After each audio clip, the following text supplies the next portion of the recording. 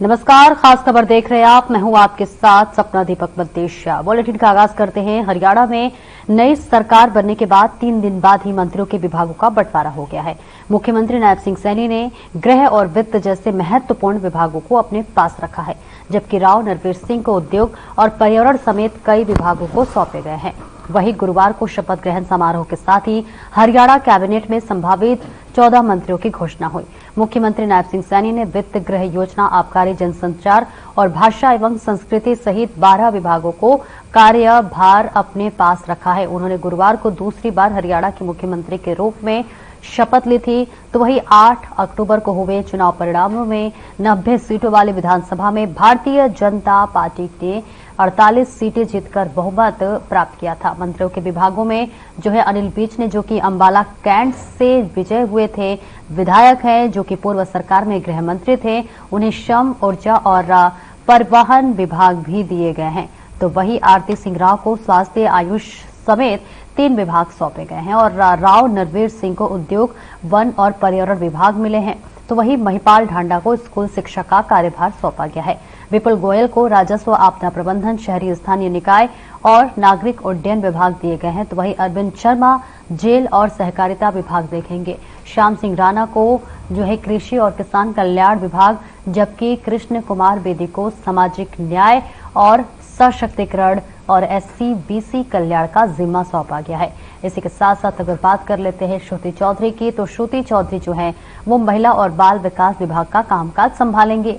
तो वहीं वार पलटवार का भी दौर इस वक्त लगातार जोरों पर है। दरअसल आपको बता दें कि दिल्ली के मुख्यमंत्री आतिशी द्वारा वायु व जल प्रदूषण के लिए हरियाणा को जिम्मेदार ठहरने पर मुख्यमंत्री नायब सिंह सैनी ने पलटवार किया है। नायब सिंह सैनी ने कहा है कि दिल्ली सरकार को तथ्यों की बिल्कुल भी जानकारी नहीं है और वे हमेशा से गुमराह करती चली आ रही है। मुख्यमंत्री ने दिल्ली सरकार से पूछा कि यमुना की सफाई के लिए अभी तक मिल चुके 6000 करोड़ रुपए की केंद्रीय राशि का दिल्ली सरकार ने क्या किया है, इस बारे में जवाब देना चाहिए।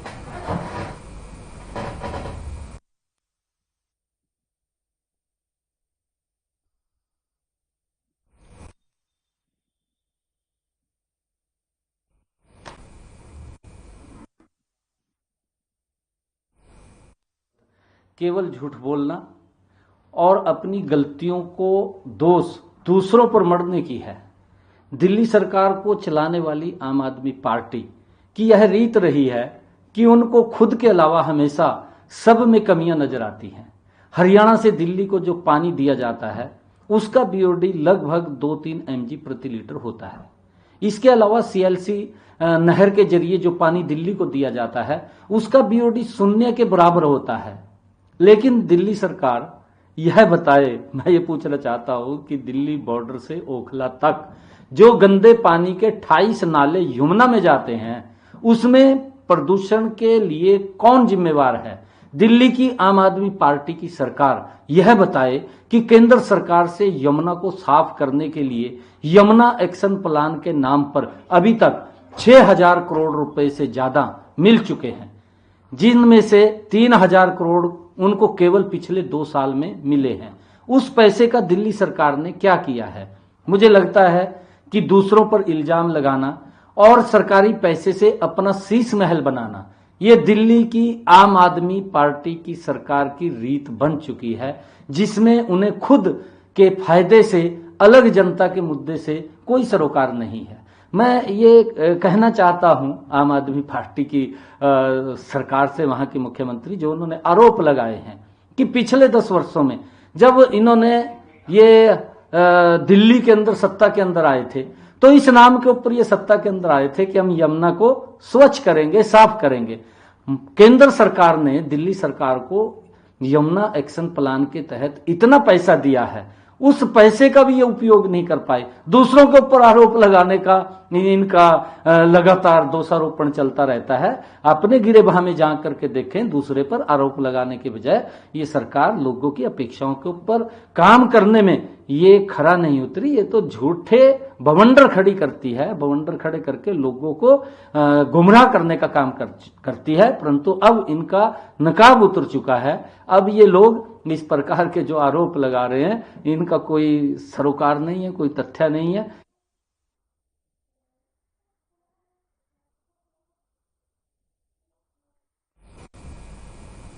तो हरियाणा में देखिए अब सरकार बनने के बाद से मंत्रालयों का भी अब बंटवारा कर दिया गया है। तमाम नेताओं को बड़ी जिम्मेदारी दी गई है। तो वही आपको बता दें, गृह मंत्रालय और वित्त मंत्रालय समेत तमाम महत्वपूर्ण जो विभाग है वो मुख्यमंत्री नायब सिंह सैनी ने खुद अपने हाथ में रखी है। इसी पर करेंगे चर्चा और हमारे साथ खास मेहमान जुड़ रहे हैं। बीजेपी से रामराजेश शर्मा प्रवक्ता हमारे साथ जुड़ रहे हैं। सर, स्वागत है आपका। कांग्रेस से नीरज गुप्ता हमारे साथ जुड़ रहे हैं। सर, आपका भी बहुत बहुत स्वागत है। तो वही आम आदमी पार्टी से नरेश शर्मा हमारे साथ जुड़ रहे हैं। आप तीनों का बहुत बहुत स्वागत है। शुरुआत रामराजेश शर्मा आपसे करूंगी। अब देखिए, मंत्रालय का भी बंटवारा हो गया, लेकिन कहीं ना कहीं ये कयास लगाए जा रहे थे कि एक महत्वपूर्ण पद के लिए अनिल विज को दावेदारी माना जा रहा था। गृह मंत्री भी रह चुके हैं वो पिछले सरकार में, इसके अलावा 7 बार विधायक भी रह चुके हैं। उन्होंने एक शानदार जीत इस बार दर्ज की है। तो ऐसे में जो है महत्वपूर्ण पद का कहीं ना कहीं एक्सपेक्टेशंस तो किया ही जा रहा था। सर,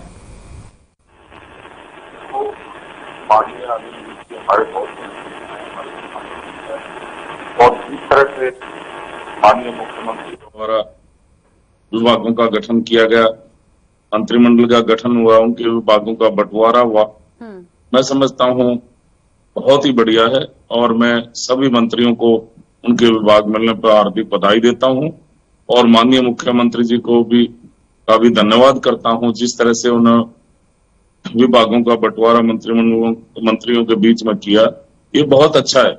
और इसमें वरिष्ठता का भी ध्यान रखा गया है और इसमें महिला शक्ति, युवा शक्ति, सबका ध्यान रखा गया है। तो मैं समझता हूँ बहुत बढ़िया ये मंत्रिमंडल का गठन हुआ है। हमको विभाग भी अच्छे दिए गए हैं।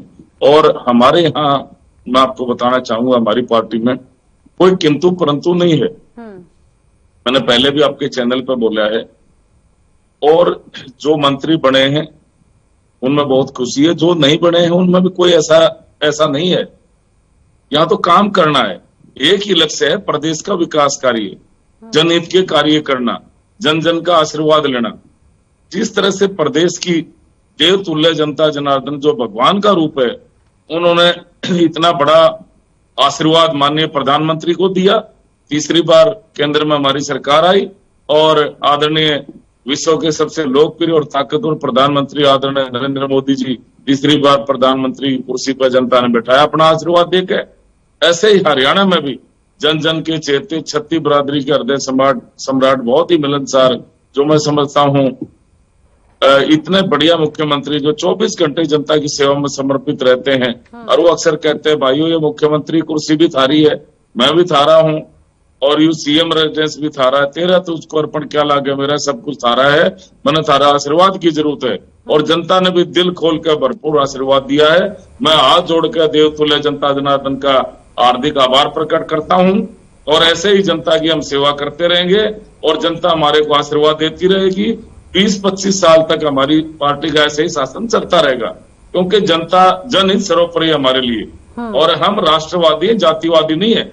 इस तरह से हमारी पार्टी ने महसूस किया, जब माननीय मनोहर लाल जी ने इच्छा जाहिर करी थी कि भाई मैं बहुत मुख्यमंत्री रह लिया, बहुत समय हो गया, युवा शक्ति को आगे आना चाहिए और पार्टी मेरे को कोई दूसरी जिम्मेवारी सौंपे तो मैं निभाने के लिए तैयार हूं। पार्टी ने उनको दूसरी जिम्मेवारी दी।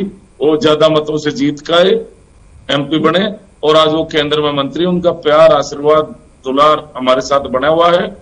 इस तरह से पार्टी ने महसूस किया, वह SC-BC समाज से आज हरियाणा बने। 58 साल हो गया कोई मुख्यमंत्री नहीं बना, राव वीरेंद्र जी के बाद में कोई नहीं बना था। तो पार्टी ने महसूस किया वह जो समाज राजनीतिक दृष्टि से पीछे रह गया, उसको क्यों नहीं आगे लिया जाए। क्योंकि ये पार्टी तो वो है जो अंतिम पंक्ति में बैठा व्यक्ति है, उसको आगे लाती है। क्योंकि तो सभी वर्गों की, सभी जातियों की, सबकी पार्टी है, छत्ती बरादरी की पार्टी है, किसानों की, मजदूरों की, शोषित वर्ग की, दलितों की, सबकी पार्टी है। तो जिस तरह से पार्टी ने OBC समाज से आदरणीय नायब सिंह सैनी को सीएम बनाया और अगली बार के लिए डिक्लेयर किया, अब दूसरी बार भी सीएम वही बने हैं। और हमारे चाणक्य जी जो बहुत ही रणनीतिकार हैं, प्रसिद्ध रणनीतिकार हैं, लोह पुरुष के नाम से विख्यात हैं, चाणक्य के नाम रूप में जाने जाते केंद्रीय गृह मंत्री आदरणीय अमित शाह जी, उन्होंने पंचकुला में जब हमारी प्रदेश कार्य समिति की बैठक थी उसमें डिक्लेयर कर दिया था कि हमारे मुख्यमंत्री आदरणीय नायब सैनी जी, इन्हीं की अध्यक्षता में हम चुनाव लड़ेंगे और अगले मुख्यमंत्री भी आदरणीय नायब सिंह सैनी होंगे। रामराजेश जी, क्या आपको नहीं लगता कि एक तरफ जो अनिल विज हैं वो मुख्यमंत्री पद का दावा कर रहे थे, तो वही दूसरी तरफ कम से कम उन्हें गृह मंत्रालय जैसे तो विभाग दिया जा सकता था। कहीं ना कहीं नाइंसाफी नहीं हुई उनके साथ? ना, ऐसा नहीं है। जो डिपार्टमेंट उनको दिए हैं वो भी बहुत बढ़िया डिपार्टमेंट है। डिपार्टमेंट सारे बढ़िया होते हैं। नहीं, और हमारे जो वरिष्ठ नेता हैं अनिल विज जी, उनका कोई ऐसी इच्छा भी नहीं है। वो तो ये कह रहे भाई काम करना है, सबने साथ मिलकर काम करना है, टीम काम करती है। और जिस तरह से माननीय मुख्यमंत्री जी ने अपना वायदा निभाया, उन्होंने कहा था 25,000 जो भर्तियां इन्होंने अटका दी थी, 25,000 युवकों को पक्की भर्ती का जो रिजल्ट रुकवा दिया था कांग्रेस पार्टी ने चुनाव आयोग में शिकायत करके, उन्होंने कहा मैं अपना पद ग्रहण बाद में लूंगा, बाद में पद ग्रहण करूंगा, शपथ बाद में लूंगा, पहले 25,000 ये अपने युवक हैं, युवतियां हैं, हमारी भाई बहन है, बेरोजगार है, पहले इनको रोजगार दूंगा। और उन्होंने वायदा निभाया। मैं इसके लिए भी माननीय मुख्यमंत्री जी का हार्दिक आभार प्रकट करता हूं प्रदेश की देवतुल्य जनता जनार्दन के मार्फत से। और जिस तरह से उन्होंने ये डायलिसिस उन्होंने सभी सरकारी अस्पतालों में इलाज मुफ्त कर दिया, ये डायलिसिस मुफ्त होगा, कोई पैसा नहीं लगा। तो जिस तरह से वो किसानों की उपज का एक एक दाना दाना खरीदा जाएगा, जिस तरह से एमएलए की ड्यूटी लगा दी और अधिकारियों को कह दिया 9 बजे से 12 बजे तक वो समाधान शिविर लगाएंगे, 9 से 12 तक वो जनता से मिलेंगे और माननीय मुख्यमंत्री जी को अपनी रिपोर्ट करेंगे। जिस तरह से वो जनहितैषी हैं, ये मैंने आपको बताया, ये किसानों की, मजदूरों की, गरीबों की, शोषित समाज की, सबकी छत्ती बिरादरी की सरकार है। और जिस तरह से मुख्यमंत्री जी नरेश शर्मा जी आपके पास आऊंगी। ठीक है नरेश शर्मा जी आपके पास आऊंगी। अब देखिए मुख्यमंत्री नैब सिंह सैनी पलटवार करते हुए नजर आ रहे हैं। अब देखिए जिस तरह से आम आदमी पार्टी ने वायु प्रदूषण और जल प्रदूषण को लेकर हरियाणा सरकार को घेरा। अब देखिए नैब सिंह सैनी पलटवार करते हुए नजर आ रहे हैं। केंद्र से जो 6,000 करोड़ मिले थे उसका हिसाब मांगा जा रहा है। जी नमस्कार आपके दर्शकों को और सभी पैनलिस्ट साथियों को भी नमस्कार। हिसाब मांगने का सबका अधिकार है और हिसाब मांगने के लिए जब हम भी हिसाब मांगते रहे, लेकिन वो हिसाब कभी दिया नहीं गया। चाहे पूर्व मुख्यमंत्री थे इनके, वो भी गायब हो गए, और जो नए मुख्यमंत्री आए हैं वो भी हिसाब देने को तैयार नहीं है। कहते हैं हमसे तो हमारा हिसाब मांगो। मैं बता देता हूँ आपको कि क्या ऑलरेडी जो प्लान चल रहा है गंगा के लिए, जो ये बता रही कि यमुना के प्लान के लिए सीवरेज ट्रीटमेंट की क्षमता जो है हमने ऑलरेडी बढ़ा दी है। नालों की पानी को जो सीधे नदी में जाने के लिए रोकना था वो हमने कर दिया। और हमारा एक टारगेट है, हमने खुद बोला हुआ है कि 2025 तक इसका काम पूरा करेंगे। थोड़ा बहुत डिले हो सकता है। जिस तरह से दिल्ली के अंदर हमारी जो सरकार के लिए परिस्थितियां बनी, जो केंद्र सरकार द्वारा जो हमारे नेताओं को अंदर किया गया, और कहीं ना कहीं उसकी वजह से हमारे बहुत से प्रोजेक्ट अटके हुए। और अभी कल की रिपोर्ट देख लीजिए, जो ये कहते थे कि मुख्यमंत्री अपनी सीट नहीं छोड़ते हैं। मुख्यमंत्री तो अपनी सीट छोड़ के जो कहते थे, जिस महल की बात करते थे, वो महल भी छोड़ दिया। ये नहीं है कि जिसके लिए तो कभी भी किसी का भी, क्योंकि सरकारी क्वार्टर्स जो है, सरकारी मकान प्रॉपर्टी, वो किसी एक की इंडिविजुअल नहीं होती है और उसके लिए जो भी नया होगा उसके लिए मिलेगी। और अभी देखिए कि आरटीसी उसका यूज कर रही है। अगर सीएम साहब चाहते, हमारे माननीय अरविंद केजरीवाल जी, तो खुद भी वहां पे, लेकिन उन्होंने कभी इस चीज की सत्ता का लालच है ही नहीं हम लोगों को। हम जो कर रहे हैं और जो नमामि प्रोजेक्ट की बात कर रहे हैं, मैं एक और प्रोजेक्ट बताता हूँ आपको। खुद माननीय मोदी जी ने कहा था कि जो 2020 तक जो है हम गंगा को साफ कर देंगे। और गंगा का जो प्रोजेक्ट है उसके अंदर आज जो रिपोर्ट है मैं आपको दिखाता हूँ। 28 मई 2023 की रिपोर्ट आई थी, जिसके अंदर कहा गया था कि 2 साल में 10 गुना से ज्यादा गंदी हो चुकी है गंगा। ये सरकारी रिपोर्ट है, सरकारी आंकड़े। इनसे जो आंकड़ों के ऊपर आप देखिए कि ये किसी और के आंकड़े नहीं, ये खुद सरकार ने अपने आंकड़े दिए हैं। फिर आप देखिए कि एक और मैं बताता हूँ, उसके अंदर प्रोजेक्ट कितना महंगा। एनसीबी की जो रिपोर्ट थी उसके अंदर कहा गया था कि प्रदूषण को लेकर बेहद ही डरावना खुलासा हुआ है। पॉल्यूशन पर काबू पाने के लिए संस्था ने इस वक्त 5500 किलोमीटर की विशाल गंगा को साफ करने का जो प्रोजेक्ट था उसके लिए था, और 2,000 करोड़ रुपए जो इनको मिले थे उसका कोई हिसाब नहीं दे पाए। हम तो कह रहे हैं हमको हिसाब मांगो, हम तो उसके लिए काम करने के लिए तैयार है। लेकिन जो आपको जो जिम्मेवारी थी, आपने जो मोदी जी ने झूठ बोल दिया गंगा के ऊपर, माता गंगा जिनकी पूजा करते हैं, हमारी जो देश के अंदर सारी नदियों की पूजा होती है, उनके अंदर आप काम नहीं कर पा रहे हैं। तो आपको हमसे हिसाब मांग रहे हैं कि हम यहाँ हरियाणा के अंदर हिसाब मांगते हैं कि कितना आपने पानी दिया है, कितना आप जो पॉल्यूशन की बात कर रहे थे आपने क्या क्या किया। हमने देखी कि अभी जब ये पॉल्यूशन की स्थिति थी उससे पहले ही कैसे एक्टिव मोड में है, दिल्ली सरकार एक्टिव रही। वहां पे हमने पॉल्यूशन के लिए बहुत सारे स्टेप उठाए हैं, स्मॉग के लिए हमने स्टेप उठाए, हमने ट्रांसपोर्ट के लिए उठाए। ऑलरेडी हमारे देखिए कहीं हरियाणा के अंदर नहीं है इतनी, अभी तक हरियाणा सरकार जो है अपनी डीजल बसें चला रही है हरियाणा के अंदर, जबकि दिल्ली के अंदर 99% जो है बसें जो है सारी इलेक्ट्रिक हो गई है और सीएनजी हो गई। कहीं हरियाणा सरकार की देखिए अभी भी 18 बसें चल रही है, इतना पैसा हर बार अलॉट करने के बाद भी। तो ये कहीं ना कहीं दूसरों की उंगली उठाने से पहले माननीय सैनी साहब को खुद समझना चाहिए कि दूसरे को उंगली उठा रहे कभी अपने। ठीक है, इसका जवाब रामराजू शर्मा जी देंगे। नीरज गुप्ता जी आपके पास आऊंगी। देखिए, अशोक गहलोत के नेतृत्व में कई दफा देखिए मीटिंग भी हो चुकी है, 37 विधायकों की अलग अलग बातचीत भी हुई और आखिरी में तय हुआ कि हाईकमान फैसला लेगा। सवाल ये है कि जब हाईकमान ही फैसला लेगा तो फिर मीटिंग क्यों हो रही है और क्यों नहीं एक फैसला आ जा रहा है और नेता प्रतिपक्ष घोषित कर दिया जा रहा है?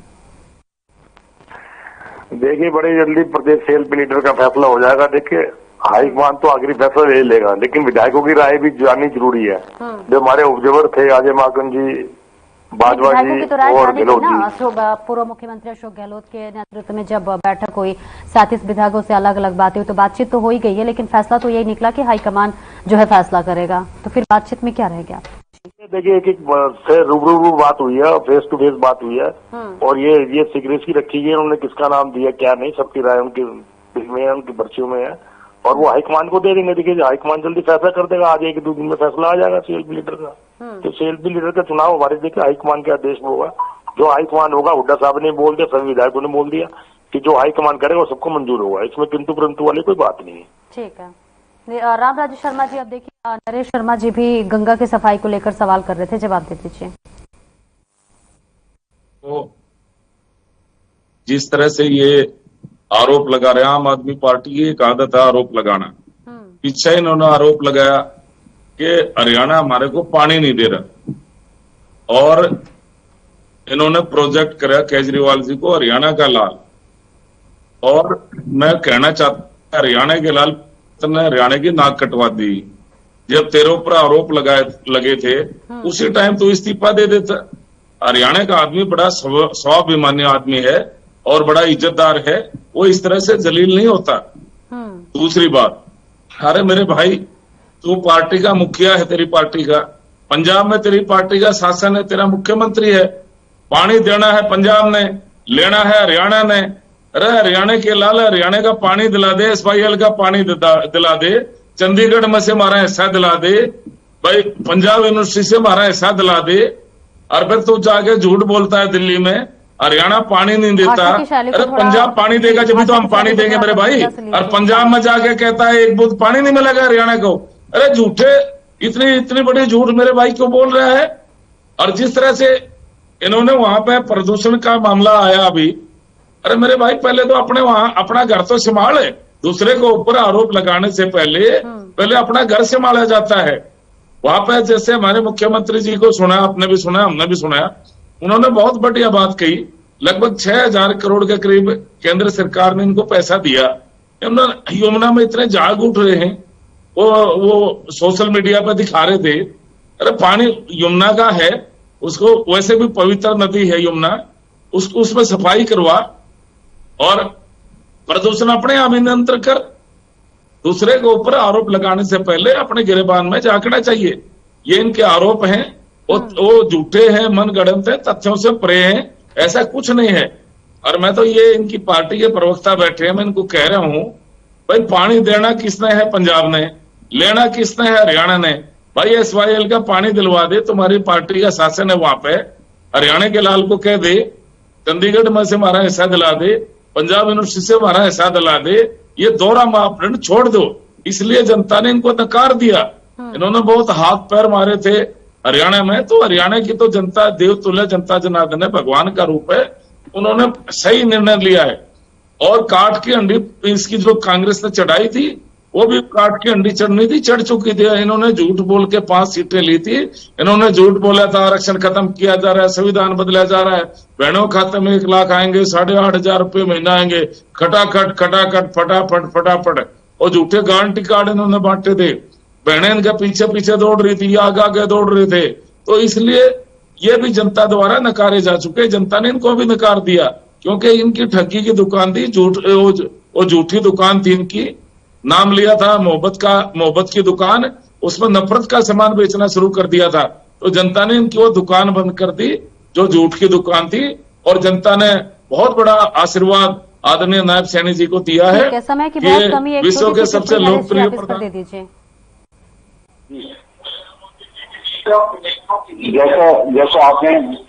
जैसा आपने कहा, और सुनिए रामराज जी, एक मिनट सुनिए। रामराज जी, पहली बात तो आप तू तड़ाक की बात करते हैं। यहाँ पे कोई भी चैनल है, वो भी आपको भी मैम ने भी बोला कि आपको जो है तू तड़ाक किसी एक संवैधानिक पद पे बैठे हैं माननीय केजरीवाल जी या आप भी नहीं बिल्कुल हरियाणवी, हमारी भी हरियाणवी लैंग्वेज है, मैं भी तू तड़ाक करके बात कर सकता हूँ किसी के लिए हो, लेकिन तू तड़ाक करके बात कभी भी नहीं होती है।